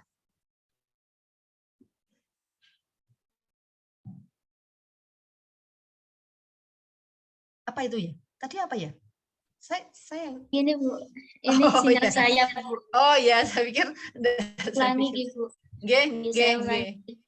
Untuk ini Bu, air sungai kan biasanya ada yang keruh, ada yang endapannya. Kalau misalnya ini berarti koloid kalau misalnya ada endapan. Nah itu air sungai keruh kan seperti tidak ada endapan Bu, kalau dilihat mengalir aja. Nah itu termasuk apa Bu? Ya, ada yang bisa menjawab? Air keruh tetapi tidak mengendap. Ibu Woro, saya izin menanggapi pertanyaannya Rena ya Bu. Setahu saya ya Rena, karena rumah saya dekat sama kali ya Rena, saya tuh biasa main di kali kalau airnya keruh, tapi airnya itu bukan tidak ada partikelnya Rena, itu masih berupa air dan dia ada partikelnya walaupun sangat kecil sekali dan itu terasa. Kalau menurut saya ya Rena, jadi itu bukan karena airnya keruh tapi tidak ada apa-apanya, tetap dia ada pasirnya yang berwarna coklat gitu sehingga menyebabkan warnanya berbeda, bukan bening lagi gitu. Artinya pasti ada zat lain yang ada di dalamnya, walaupun tidak mengendap. Kan tadi kan Mbak Rena kan begitu ya, saya punya segelas air gitu ya, warnanya kecoklatan, misalnya kan begitu ya. Harusnya kan air itu kan tidak berwarna, tidak berbau, ya begitu ya misalnya kan ya. Kemudian kalau yang tadi Mbak Hima masih ada itu berarti masih suspensi. Artinya kalau sampai terasa, kita terasa. Kalau yang ini mungkin yang Mbak Rena maksudkan tidak terasa. Jadi artinya masih tetap. Nah, itu tapi tetap apakah kita tetap harus meyakini kan kalau di situ itu airnya pasti ada plusnya siapa tadi ya, plusnya saja sih. Nah, plus tadi itu adalah kemungkinan besar adalah berupa lumpur. Jadi tanah yang amat sangat halus. Ya, jadi kan tanah tadi ya, bisa kan partikel-partikel tanah itu adalah kalau pasir tadi jelas pasti memisah. Ya, jadi pasti dia akan segera mengendap. Tapi kalau dia itu tadi tetap artinya kan tetap warnanya coklat ya, lalu dia tapi tidak mengendap kan seperti kopi instan tadi. Ya. Jadi pasti ada partikelnya, hanya ukurannya mendekati tadi larutan ya atau masih di koloid. Ya, jadi ukurannya adalah di ukuran partikel koloid. Nah, ini biasanya adalah lumpur. Ya, sehingga kenapa di dalam proses penjernihan air, kalau yang tadi berupa suspensi atau berupa benda-benda yang padat besar, itu kan disaring. Ya, hasil saringannya inilah yang tadi, warnanya ternyata masih tetap coklat. Ya, masih ada. Nah, ini adalah biasanya tadi berupa lumpur. Lumpur yang terdispersi ke dalam air yang jadi satu kesatuan tadi, itulah koloid. Ya, sehingga ini tidak bisa dihilangkan tadi karena dia stabil. Ya, karena apa? Ukurannya seukuran partikel koloid, bahkan mungkin seukuran larutan. Sehingga dia tidak akan ditunggu lama, nggak akan mengendap. Karena dia tetap gerak-gerak terus. Ya, gerak-gerak terus. Ya, nah ini yang belum muncul. Kenapa dia bisa stabil? Ya tadi karena dia selalu bergerak sehingga saudara ada salah satu sifat koloid itu namanya gerak Brown. Ya, gerak Brown itu adalah gerakan terjadinya tumbukan antar partikel, tumbuk mental terus siksak ya. Jadi dia akan acak ya, pokoknya begitu numbuk dia mental kan ini berarti kapan dia akan mengendap? Kalau numbuk gabung, nah jadi lebih besar kan? Kalau lebih besar maka gaya gravitasinya lebih kuat, maka dia akan turun ke bawah. Ya, tetapi kalau tadi kok dia kok enggak mengendap, maka dia kan artinya dia hanya melayang-layang terus. Nah, melayangnya itu kenapa? Terjadi tumbukan. Nah, satu lagi, partikel koloid itu adalah partikel yang bermuatan. Ya. Muatannya untuk zat tertentu adalah positif, berarti positif terus dia. Sedangkan yang lain itu bermuatan negatif. Ya. Kenapa kok dia bisa bermuatan? Karena dia punya sifat adsorpsi. Ya. Jadi partikel koloid itu spesifik ya. Jadi spesifik, dia memiliki sifat adsorpsi, yaitu dia bisa mengadsorb ion-ion yang ada di sekitarnya. Kalau partikel itu lebih suka mengadsorpsi partikel ion-ion yang bermuatan positif, maka dia menjadi koloid positif. Nah, artinya dia dikelilingi oleh ion-ion positif, maka dia sifatnya menjadi koloid positif. Ya. Kemudian ada zat yang lain, dia lebih senang menarik ion-ion negatif, maka dia akan menjadi koloid negatif. Lumpur ini adalah merupakan salah satu contoh koloid negatif. Nah, koloid karena memiliki muatan yang sama, maka dia kalau secara listrik, muatan listrik, maka dia akan selalu tolak-menolak. Ya, jadi tadi kan bisa kita jelaskan menggunakan gerak Brown, ya gerak Brown karena kalau numbuk kan dia akan bergerak terus. Setiap kali numbuk maka dia tumbukannya lenting sempurna, numbuk lain, lenting sempurna lagi, numbuk lain, lenting sempurna kan begitu ya. Tetapi bisa juga kenapa dia kok stabil? Jadi justru stabil itu ya, namanya stabil tidak memisah tadi ya. Kestabilan tadi bisa karena tadi partikel-partikel koloid itu adalah bermuatan sejenis. Ya, karena muatannya sejenis maka dia saling tolak menolak, maka dia tidak akan gabung ya. Sehingga salah satu sifat yang bisa menggugurkan atau menghilangkan kestabilannya itu kalau kita tetesi dengan larutan elektrolit. Ya, larutan elektrolit kalau ketemu dengan tadi ya fasa cairan, maka dia akan terionisasi jadi positif dan negatif. Kalau di situ koloidnya negatif ya ketemu dengan yang positif, kalau koloidnya positif ketemu dengan yang negatif. Kalau ketemu maka dia akan bergabung kan? Kalau bergabung maka partikelnya akan menjadi lebih besar. Kalau menjadi lebih besar tentu saja partikel yang mula-mula ukuran koloid atau larutan tadi akan menjadi ukuran suspensi, maka dia akan turun ke bawah. Jadi semua koloid apabila ditetesi dengan larutan elektrolit maka dia akan mengalami penggumpalan atau koagulasi. Ya, jadi tadi kan sifatnya kan ya ada gerak Brown, kemudian ada adsorpsi, ya dia akan bersifat sebagai adsorben. Kemudian karena dia bersifat adsorpsi, tergantung yang diadsorpsi siapa. Kalau yang positif maka akan menjadikan koloid itu bermuatan positif. Kalau yang diadsorpsi negatif maka dia akan menjadi koloid yang bermuatan negatif. Nah, untuk ngecek kalau koloid itu adalah bermuatan, itu adalah dengan elektroforesis. Ya, jadi seperti halnya elektrolisis, kita menggunakan 2 elektroda, maka nanti dia larinya kemana, itulah menjadi kita bisa menentukan koloid itu positif atau negatif. Kalau dia ke positif ya berarti koloid negatif, kalau dia ke negatif pasti koloid positif. Ya, itu sudah artinya sudah terbukti menjadi sebagai sifat koloid. Nah, karena dia punya sifat yang sama tadi, maka kalau kita tambahkan ke dalamnya koloid positif campur dengan koloid negatif yang menggumpal, koloid positif ditambahi elektrolit ya elektrolit, karena tadi elektrolit ada positif dan negatifnya, maka ya ketemu dengan pasangannya dia juga akan menggumpal. Ya, sehingga supaya koloid ini kestabilannya tetap, maka kita seringkali menambahkan namanya koloid pelindung. Ya, sehingga tadi kenapa kok santan yang berbulan-bulan tadi kok enggak misah-misah, karena dia ditambahkan ke dalamnya adalah koloid pelindung. Artinya dia yang melindungi, ya, melindungi partikel tadi supaya jangan ketemu, kalau ketemu dengan yang lain enggak langsung gitu ya. Jadi ada pelindungnya. Begitu? Oke, silahkan. Mungkin masih ada yang ingin ditanyakan?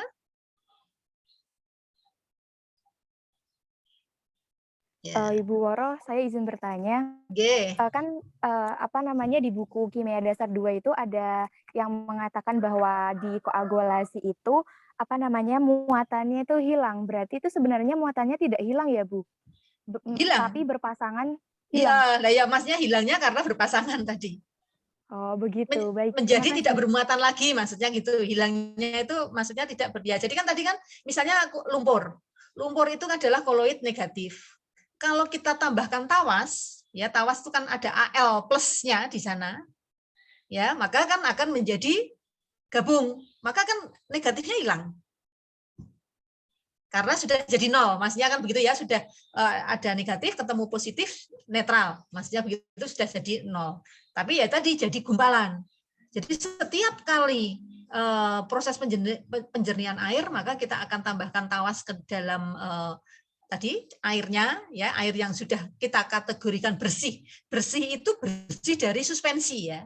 Bersih dari suspensi artinya kalau saudara ke PDAM, ya nanti kalau saudara ke sana, air yang masuk dari sungai, maka dia akan diberi saringan dulu. Ya, maka ada kayu, ada kertas, ada apa sudah tertahan.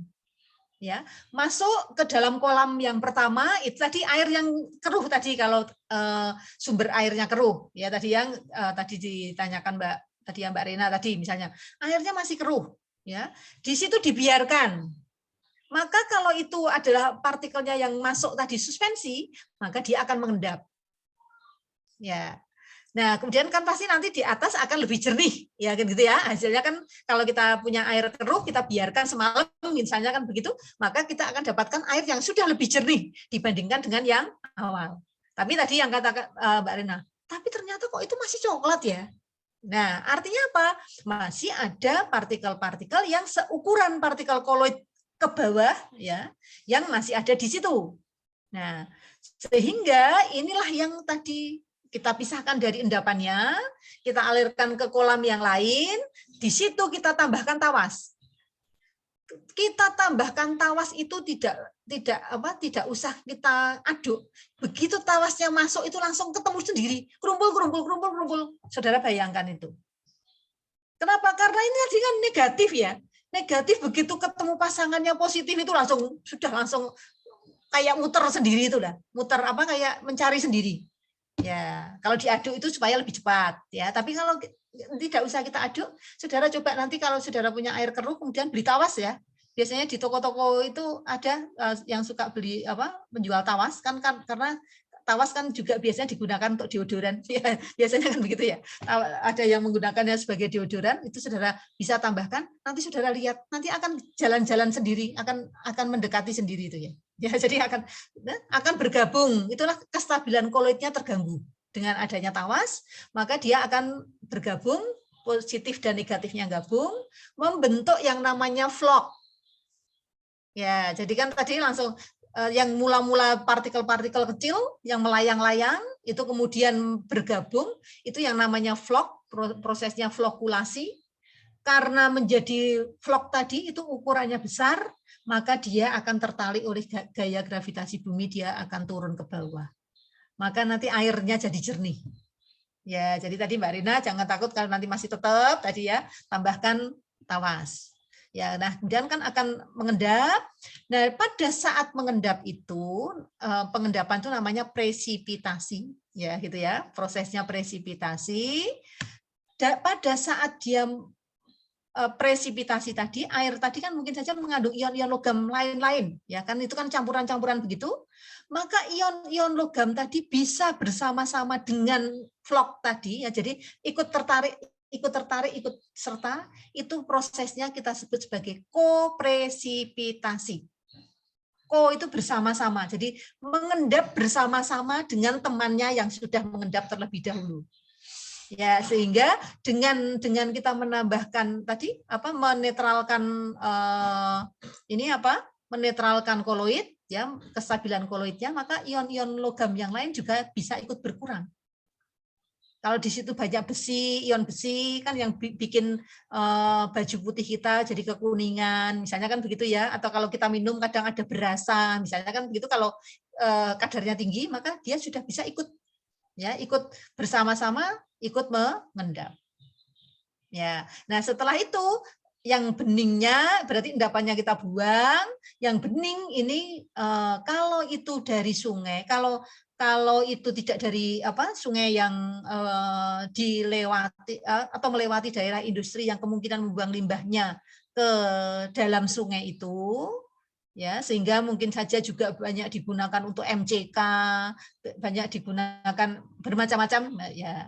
Nah, maka kan mungkin saja masih ada mikroba, gitu kan? Nah, sehingga kalau yang ada di kelut itu PDAM, pasti di dalamnya kita setelah jernih tadi ditambahkan kaporit sebagai desinfektan. Ya, tapi kalau misalnya di daerah saya, di daerah Ungaran itu tidak. Karena dia kan berasal dari mata air. Dari mata air langsung diambil, tidak melewati rumah penduduk dan sebagainya, maka dia langsung didistribusikan tanpa penambahan apa-apa. Karena airnya memang sudah jernih, tidak ada polutan yang masuk. Ya, sehingga hanya tinggal didistribusikan saja. Mungkin yang ada di daerah-daerah tertentu ada yang dari sumber mata air langsung diselang-selang kemana-mana begitu ya. Ya itu kan airnya masih utuh. Ya, tetapi kalau yang di PDAM yang ada di Kelut itu ya, yang ada di Semarang karena sumber airnya airnya itu dari Sungai Kaligarang.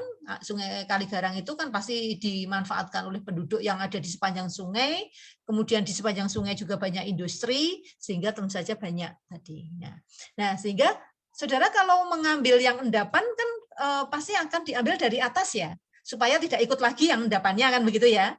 Nah, sehingga kalau yang ada di Kelut itu kan yang di pinggir pantai, di pinggir sungainya kan rendah, itu nanti setelah diendapkan maka dialirkan ke atas. Jadi kalau saudara ke pasca sarjana itu nanti di sana di bawahnya itu adalah ada pipa besar untuk menuju ke atas. Jadi memang dinaikkan supaya endapannya tidak terikut. Ya, jadi itu ada jalan menanjak memang itu memang berupa bukit dulunya, makanya pengolahan airnya dari sungai yang ada di rendah kemudian nanti akan dibawa ke atas. Itu ya. Tadi adalah salah satu aplikasi sistem koloid ya, sistem koloid dalam proses penjernihan air ya, khususnya tadi air yang ada lumpurnya, terutama kan yang ada lumpur tadi. Permisi Bu Woro. Monggo, siapa Mbak Khairunisa? Tadi kan Bu Woro menyebutkan yang sehingga koloidnya stabil atau tak terpisah maka ditambahkan koloid pelindung Ibu. Itu nanti koloid pelindung itu bereaksi nggak sih sama koloid yang mau dilindungin itu? Kayak misalnya konsentrasinya atau maksudnya apakah tawas juga termasuk atau enggak Bu? Terima kasih. Oh iya, enggak ya. Ya kalau tawas tadi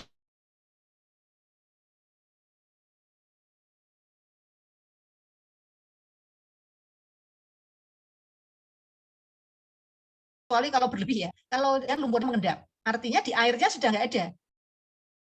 Ya, sehingga maka harus diperhitungkan. Ya, jangan terlalu banyak tawasnya dibandingkan dengan banyaknya lumpur kan begitu. Karena jangan sampai berlebih. Kalau berlebih itulah yang kemudian nanti akan menjadi zat yang tidak kita inginkan yang terikut di dalam air minum kita kan gitu nggih. Ya, sehingga memang harus diukur. Jadi diukur berapa banyaknya. Ya, nah sehingga tadi pada akhir proses di PDAM itu dicek lagi, Mbak. pH-nya berapa, kadar-kadar ion-ion tertentu ya dicek dulu sebelum didistribusikan ke pelanggan. Ya, karena bisa saja kan terjadi sisa-sisa tadi. Ya, mungkin saja pada saat diendapkan kita secara teori tadi kan harusnya ikut semua mengendap gitu ya. Oh, tetapi ternyata yang kita tambahkan itu pengendapnya kurang. Berarti kan masih ada yang bersisa gitu. Walaupun sudah jernih, ternyata ion-ion logam tertentu masih banyak kan gitu ya. Ion-ion logam misalnya Ca saja ya. Kalau banyak kan nanti kalau kita minum itu terus-menerus, makanan kita yang kita konsumsi ada oksalatnya, Ca-nya yang ada di tubuh kita ketemu oksalat malah jadi endapan di dalam, mandek di ginjal. Maka jadi batu ginjal misalnya kan begitu ya. Jadi itu kan artinya berbahaya sehingga ada standarnya, ada SNI-nya ya, standar nasionalnya yang air yang untuk dikonsumsi itu Ca-nya maksimal berapa, Fe-nya maksimal berapa, zat-zat tertentu tidak boleh ada. Seperti tadi ya, mikroba tidak boleh ada. Makanya kalau yang tadi sumbernya itu berasal dari air yang tercemar itu pasti akan diberi kaporit supaya mikrobanya mati kan begitu ya. Jadi itu sudah ada standarnya. Jadi kita harapkan kalau kita minum air PDAM itu adalah kita sebagai konsumennya itu adalah sudah bebas ya dari segala bahaya tadi. Ya, salah satu yang kelihatan sekali kalau misalnya kita rumahnya yang ada di daerah pegunungan kapur ya, nanti kan di ceretnya, di termos itu kan nanti akan penuh dengan kerak gitu ya. Itu kan menunjukkan bahwa air itu kan banyak mengandung Ca. Ya, di mana Ca-nya ketemu dengan zat-zat lain, kemudian dia akan menghasilkan menjadi CaCO3. Nah, itulah yang akan menjadi kerak. Ya, kan itu kan walaupun bening tuh airnya pasti bening itu, nggak mungkin saudara airnya keruh diminum kan pasti airnya tetap bening, tetapi ternyata kandungan ion Ca-nya kan nggak tampak karena ion kan tadi terlarut, dibiarkan ya nggak mengendap, ya makanya kan kita mengenal ada air sadah ya, ya kita baru tahu kalau di situ banyak ionnya karena apa? Loh itu kalau sabun itu harusnya berbusa, kok kalau saya cuci di rumah kok enggak? Ya dengan sabun misalnya dengan merek yang sama tapi ya kok enggak? Artinya apa? Pasti di situ ada ion lain yang bereaksi dengan sabunnya sehingga kenapa sabunnya tadi tidak berbusanya kok hanya sedikit. Nah, itu yang kemudian sebagai ciri, salah satu ciri air itu adalah air sadah. Ya, jadi air sadah itu cirinya kan tidak menimbulkan busa. Nah, kalau kita minum tadi, kalau kemudian makanan kita ada zat, kan biasanya air sadah itu adalah air yang banyak mengandung ion Ca2+ atau Mg2+. Ya, di mana Ca dan Mg ini adalah kalau dia ketemu dengan ion sisa asam tertentu, maka bisa menghasilkan endapan. Menjadi garam yang sukar larut, gitu ya. Nah, yang garam sukar larut kalau itu terbentuknya di usus, keluar lewat feses, nggak masalah kan begitu. Tapi kalau ketemunya itu ada di ginjal, air yang buangannya sama-sama membuangnya lewat ginjal, ketemu di sana, yaitu yang kemudian akan membentuk senyawa atau garam yang sukar larut. Nah, berhenti di situ, maka itulah yang akan menjadikan kita mengalami atau di dalam ginjal kita ada batunya, ya ada batu ginjalnya. Begitu, Mbak? Enggak, Bu. Ini kemudian yang koloid pelindung tadi. Ya, kalau itu ya, jadi itu kan tadi kalau kebanyakan ya tetap ada bahayanya, Mbak. Jadi tetap harus diperhitungkan. Ya, emulsifier tadi ya, misalnya kan kita tambahkan protein di dalam dia mungkin tahan kuat lama ya, gitu ya. Tetapi mungkin kalau protein yang kita gunakan itu mungkin bagi tubuh kita terlalu banyak misalnya kan begitu ya, kan kita kan makan protein kan tidak hanya dari satu itu, mungkin kita kan sudah apa sebenarnya sudah cukup, tetapi karena di situ berlebih maka tentu saja protein jenis tertentu akan menjadi kelebihan. Mungkin ada yang nggak tahan, ada yang kalau habis makan telur itu kemudian muncul bisul-bisul misalnya kan begitu ya, karena mungkin ada berlebih itu tertentu, atau ada yang gatal-gatal karena alergi misalnya kan begitu. Artinya tetap ada pengaruh ya, ada pengaruh kalau itu berlebih. Sehingga memang perlu diperhitungkan dulu kalau kita mencampurkan apalagi untuk dikonsumsi. Oke, jadi itu ya. Mungkin cukup nggih. Ya. Terima kasih. Jadi yang paling akhir terkait dengan pembuatan koloid, maka tadi untuk membuat koloid yang penting buat partikel seukuran partikel koloid. Ya. Sehingga kalau yang tadi mula-mula dari larutan kan kecil. Untuk jadi partikel koloid ya digabungkan. Ya, maka di situ mungkin ada reaksi kondensasi. Jadi kan dia akan digabung. Kalau dari yang besar suspensi, tadi yang saya sudah contohkan adalah kopi misalnya ya partikelnya dikecilkan sampai dengan seukuran partikel koloid. Ya, digerus sampai halus gitu ya. Ya, jadi nanti saudara walaupun sudah jadi tepung, ya tadi punya tepung kanji, amilem mau kita larutkan, ya coba aja. Kalau yang baru beli itu kita larutkan atau yang sudah beli itu kita gerus lagi. Nah, nanti warna birunya yodium akan berbeda. Kalau tadi yang mungkin baru beli larutan yodiumnya birunya masih belum pekat, tetapi kalau kita tambah dengan digerus, maka birunya akan menjadi lebih kuat. Jadi intinya itu, jadi untuk membuat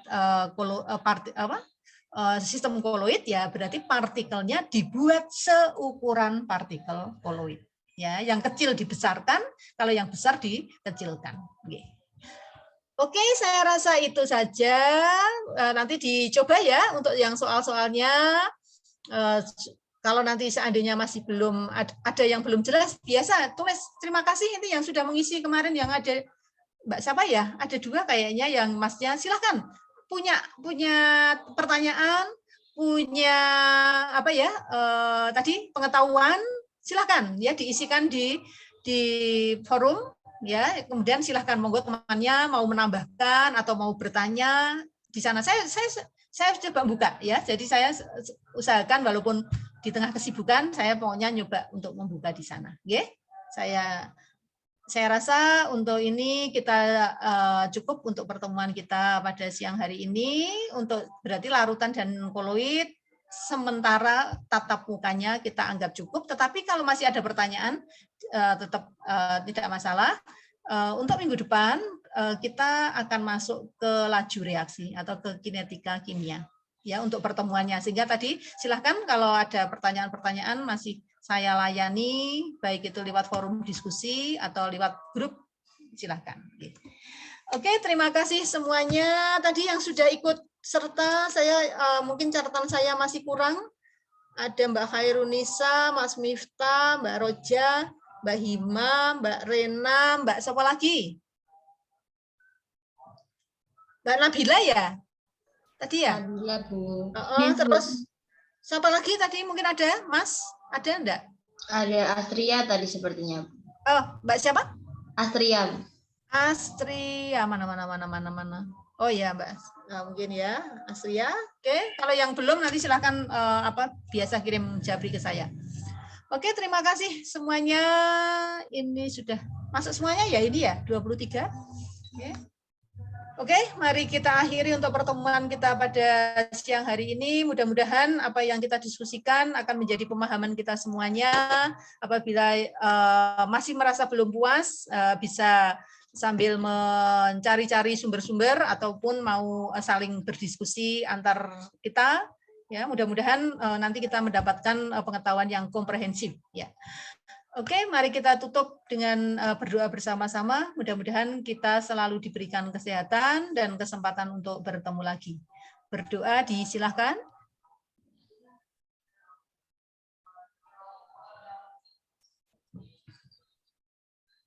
Alhamdulillahirrahmanirrahim. Wabillahi taufiq wal hidayah. Assalamualaikum warahmatullahi wabarakatuh. Waalaikumsalam warahmatullahi wabarakatuh. Terima kasih, Bu. Sami-sami.